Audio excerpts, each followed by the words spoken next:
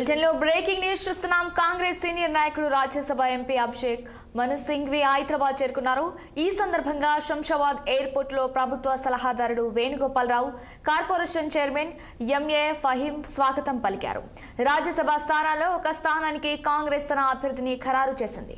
Sitting MP ప్రముఖ న్యాయవాది అభిషేక్ మను సింఘ్వికి తిరిగి రెన్యువల్ చేసింది. దీంతో సింఘ్వి హైదరాబాద్ కు చేరుకున్నారు. రాత్రి ఇక్కడే బస చేసి రేపు నామినేషన్ వేయనున్నారు. అనంతరం డిప్యూటీ సీఎం భట్టి విక్రమార్క కుమారుడి వివాహానికి సతీ సమేతంగా హాజరు కానున్నారు. అక్కడి నుండి ఆయన తిరిగి ఢిల్లీ వెళ్లనున్నారు.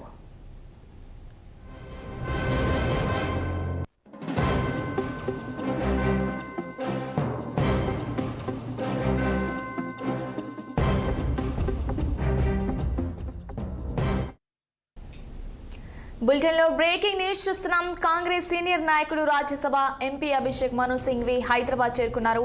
ఈ సందర్భంగా శంషాబాద్ ఎయిర్పోర్ట్ లో ప్రభుత్వ సలహాదారుడు Venugopala Rao, corporation chairman MA Faheem స్వాగతం పలికారు. రాజ్యసభ స్థానాల్లో ఒక స్థానానికి కాంగ్రెస్ తన అభ్యర్థిని ఖరారు చేసింది.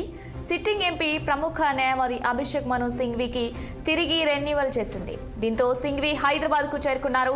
రాత్రి ఇక్కడే బస చేసి రేపు నామినేషన్ వేయనున్నారు. అనంతరం డిప్యూటీ సీఎం భట్టి విక్రమార్క కుమారుడి వివాహానికి సతీ సమేతంగా హాజరు కానున్నారు. అక్కడి నుండి ఆయన తిరిగి ఢిల్లీ వెళ్లనున్నారు.